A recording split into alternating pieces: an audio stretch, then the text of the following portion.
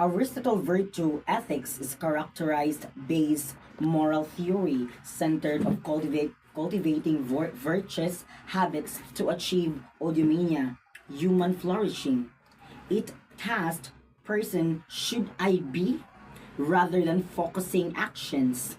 K to this is the golden mean, moderation where virtues like courage between extremes of excess, recklessness, deficiency, or cowardice.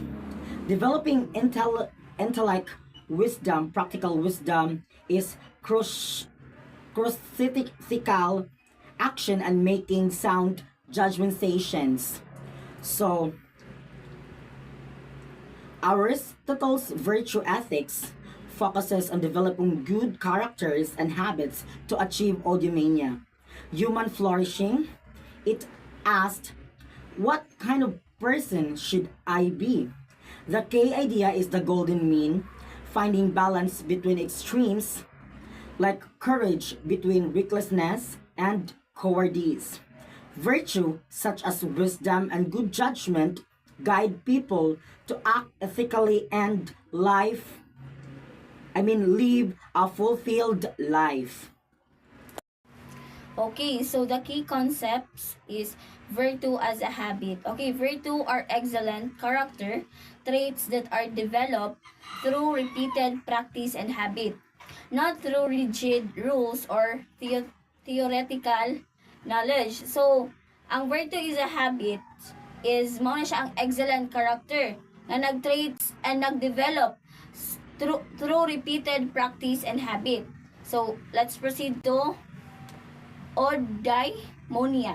Eudaimonia is a human flourishing. Okay, the ultimate goal of living ethically is to achieve a state of flourishing and a life by exercising one's rational capacity. So mao ang ultimate goal ang pagkinabuhi nga malipayon, meaningful ug maayo tungod kay gi-practice nimo nga virtue. Sunod is the golden mean. So the golden mean is this is the core of moral virtue. For every virtue, there is an excess and a deficiency or vice.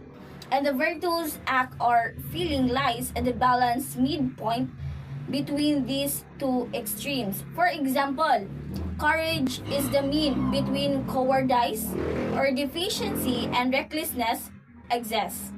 That is golden mean. Next is practical wisdom. Okay, practical wisdom, this is intellectual virtue, is the ability to discern the appropriate course of action in a given situation and to apply the golden mean effectively. So practical wisdom is the ability nga makabalo unsay saktong buhaton sa usa ka situation. For example, if naay duha ka buok nga mag-away, so ang imong buhaton is mamina ka both side nila para dili lang usa ka mo decision. That is practical wisdom. The next one is focus on character. Okay, focus on character is virtue ethics is an agent-centered theory, meaning it prioritizes the development of a good person's character over the evaluation of individual actions. Okay, so how it works? We have 4. The first one is identify the virtues. Okay. So when we say identify the virtues can be identified as positive moral and characters, traits such as honesty, courage, compassion, and justice. The most well-known virtues are the 4 cardinal virtues: prudence, justice, fortitude, and temperance. And the 3 theological virtues are, when we say theological, the study of the existence of God, which is faith, hope, and charity. Charity, another word for charity is love. So from Christian tradition, a longer list includes other important virtues like integrity, fairness, and self-control. So when we say cardinal virtues, these were identified by ancient Greek thinkers and are considered fundamental. So, when we say theological virtues, as what I've said earlier, theological virtues, it talks about the existence or the study of the existence of God. So, these virtues are central to Christian belief and are considered divinely given. Theological virtues under faith and hope and charity. So, let's proceed to other common virtues. So, natay honesty, courage, compassion, generosity, integrity, patience, humility, and kindness. So, these are the common virtues. So, it works, imuha ni siyang ma-work out if ikaw mismo na-apply ni mo siya sa imuhang kaugalingon. How can you instruct others if you don't know how to instruct yourself? How can you discipline others if you don't know how to discipline yourself? By practice and develop virtuous habits. So, practice and develop virtuous habits. Consistently perform actions that reflect your desired virtues like honesty or courage until they become second nature, focusing on self-discipline and starting with small, manageable goals. It also helps to create routines, identify and overcome negative automatic responses, and seek community support. So, kani siya, when we say consistent good is, permente jud siya, dili siya like, okay, karong si Manaha is mag-hike ko din. Sunod nga si Mana na sad is dili ko mag-hike. So, dili siya consistent. When you say practice and develop, kinahanglan ni jud siya nimo ma-consistent. Nganong na may consistency? Nindot kayo i-implement o nindot sa ni siya i-apply ang consistency sa ato ang kinabuhi. Consistency and plus persistency equals discipline. So, if ever nga consistent ka sa imong gibuhat, consistent ka sa pag-practice sa mga virtues, o so unsa ganito mga virtues, daghan kay mga virtues, if cardinal, naasay theological, na may other common virtues. So, ari ka sa theological, faith, love, and hope. How are you going to practice that one or to develop that one to your life each and every single day? So, mao na gibutang nga, mao na giingon nga dira makita kung ikaw is responsible ka. But start with self-discipline. Yes, of course. How are you going to help others if you don't know how to help yourself? And then overcome negative responses. So, become aware of automatic negative reaction and work to replace them with virtuous one. And then choose action for their own sake. A truly virtuous action is one you choose because it is the right thing to do, not for some other reward. So, imo na siyang gibuhat, it's because kay baw kang sakto na siya. Dili na nimo siya gibuhat. Namo koy uban na tendency nga imo nang gibuhat, it's because na reward. Pero imong gibuhat na siya, it's because you wanted to learn and you wanted to be learned. Pajud, nga ganan pajud kang makaton. And always remember that learning is constant because change is constant. So kada process na jud na mga changes. That's why we never stop learning. We never stop growing because we are all working in progress. See, community. Your character is shaped with community. Get involved with groups that support your desired virtues. Before good ka ni gawas jud sa imong panimalay, unang nihatag nimo virtues is imong parents. Dira ka nakaton og respetar. And then after ana, mugawas naman jud ka, mato naman kag eskwelahan. The third one is church.